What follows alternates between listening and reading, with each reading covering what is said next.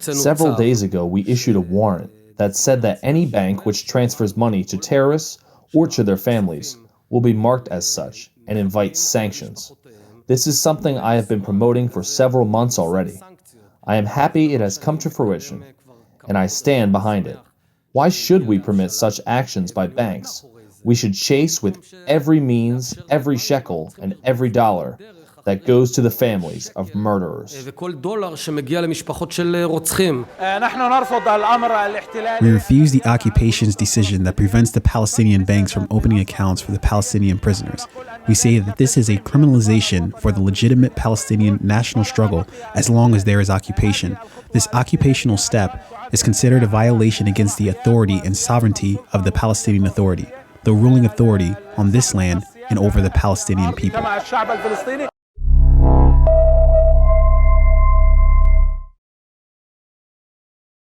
Welcome to The Real News. I'm Mark Steiner. Great to have you all with us today.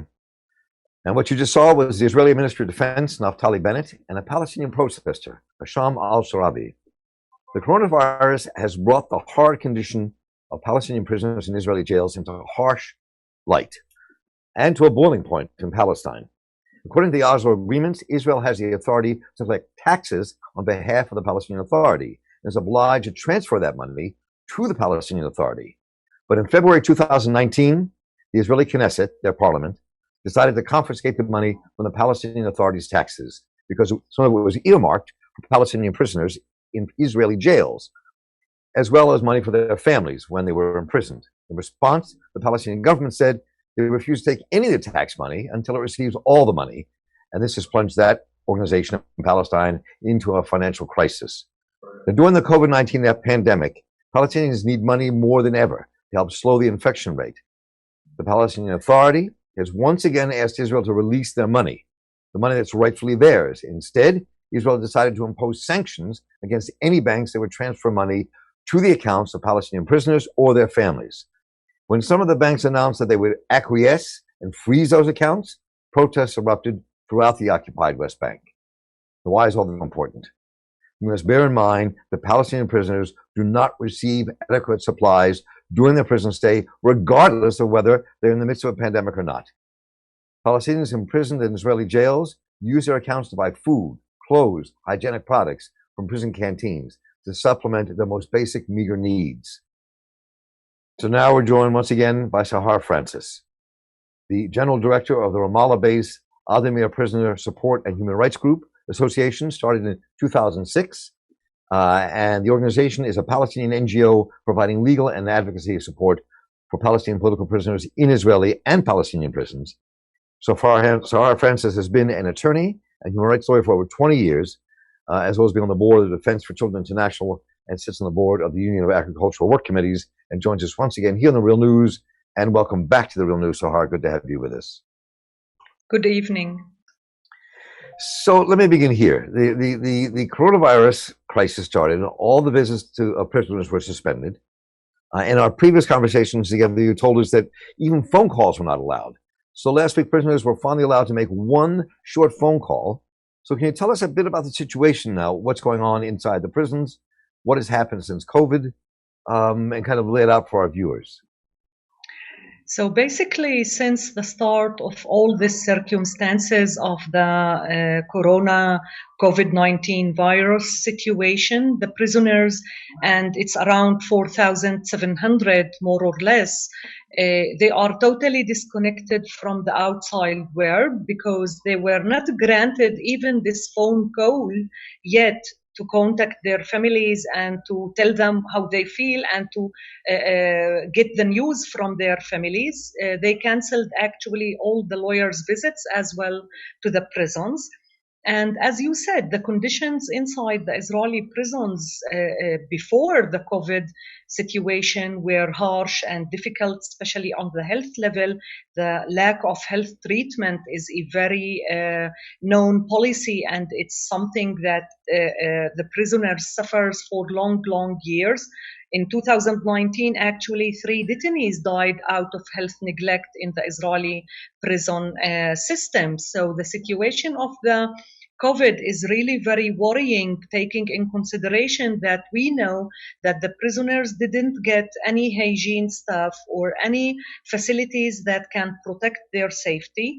And the only thing they get is chloride in order to clean their rooms.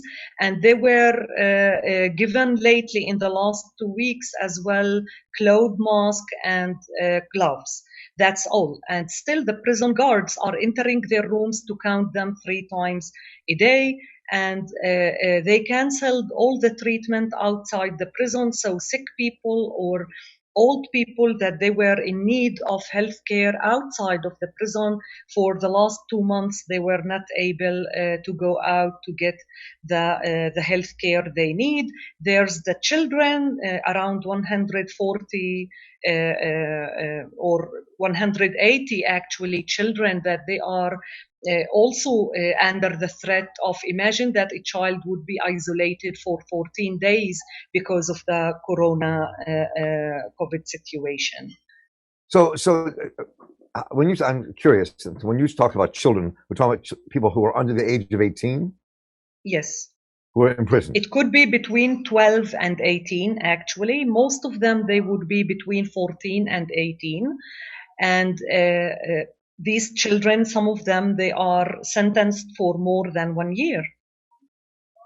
So, and I've interviewed a few of those people, but I'm curious, what do we know about the COVID pandemic inside the Israeli prisons? Do we know how many prisoners have died or gotten sick or infected? Do we know anything?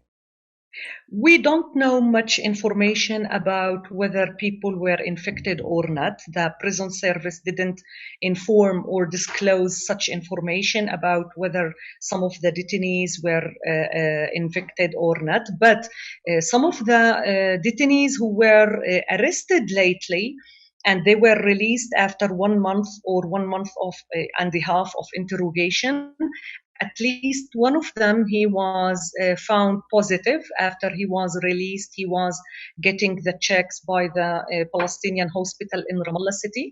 And after that, for at least 2 days, the prison authority of Aufar prison refused to do tests for the other detainees who were with him in the same room and in the same section.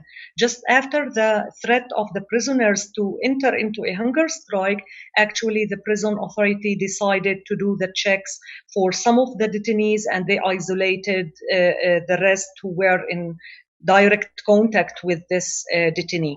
Some of the detainees under interrogation were also sent for quarantine for 14 days, and the first check was positive, the second and the third were negative, but they were kept in difficult conditions in quarantine, totally isolated without any human like conditions inside the cells where they were kept.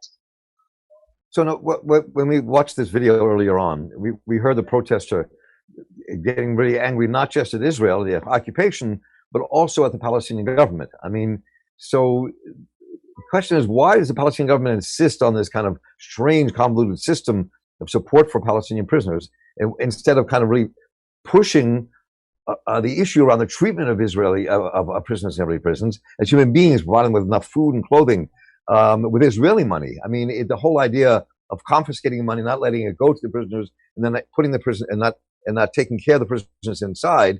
I'm just curious why the Palestinian Authority hasn't pushed a bit harder on this.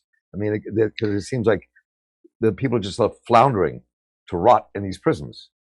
I think it's now clear for the Palestinian Authority after all these years that they did a mistake actually back in 1994 or a bit after, when they started paying the prisoners this monthly canteen in order to purchase their needs inside the prison, and actually replacing the responsibility of the Israeli prison system in feeding and taking and supporting the prisoners with all their needs inside the prison, that the Palestinian Authority actually ended up in paying huge amount of money every month for the Israeli prison system in order to maintain the well-being of the Palestinian prisoners inside the Israeli prisons. this is supposed to be the responsibility of the state of Israel, not just for the prisoners themselves inside the prison.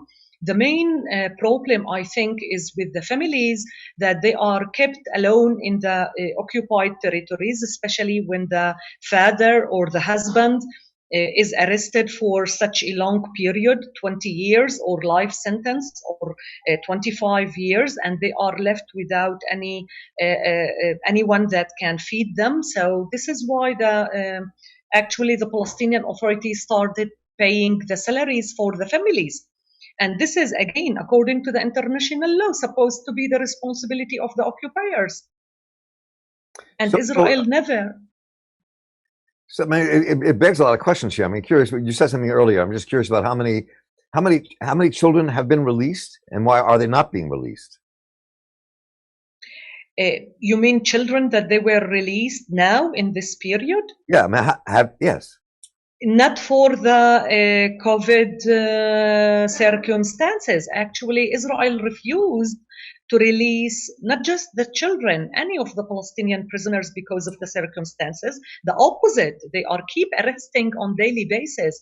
Just in April, they arrested more than 100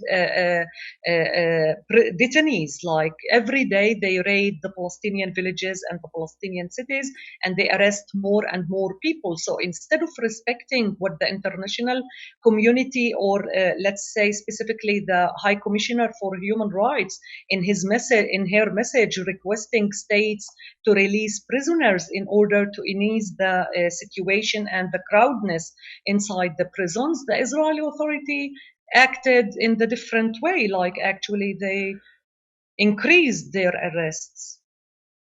So I mean, we don't know, as we said a moment ago, we don't know how many of the Palestinian prisoners are infected with COVID. We don't know if any have died because of COVID. We don't know the conditions of the children. And on top of that, I mean, there's a larger question here.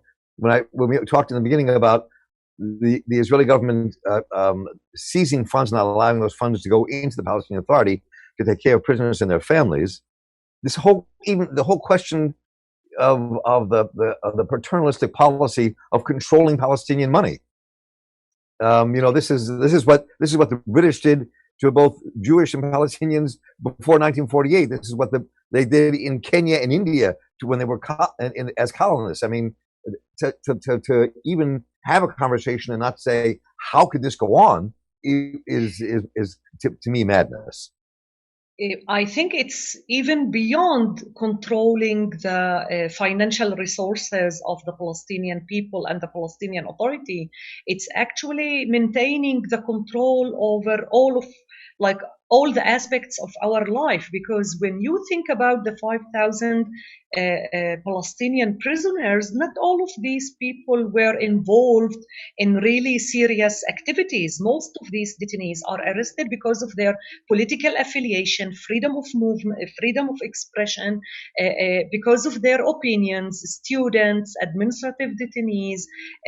Like even throwing stone would be considered a terror act that, according to the new amendment to the military order, actually the Israeli Authority can confiscate this money that the Palestinian Authority are paying for children that they are convicted with throwing stones. So actually, I think it goes to criminalize and make our struggle against the occupation as a terrorist act, actually, to undermine our struggle for self-determination as a people. So, and just to close, I'm curious. I mean, you've been doing this work for a long time now, and I know the struggle and the fight has not gotten easier; it's gotten harder. So, so talk a bit about where you are now and what your next steps are, and what you think the people of the world who are watching this should know. I think, as you said, it's even getting more difficult because as human rights organizations, we are also under attack by the Israeli authorities, blamed to be associated with terrorism as well, because we try to seek accountability at the end of the day in the legal work and the advocacy on the international level that we do. So I think taking in consideration all the political circumstances, especially in the United States, foreign policy positions. And the rest of the world, with the plan for the annexation very soon by the Israeli government, I think it's becoming very urgent that the third state parties, that they have responsibilities according to the international law to stop this occupation and to help the Palestinians and support the Palestinians to guarantee their self-determination. They should act.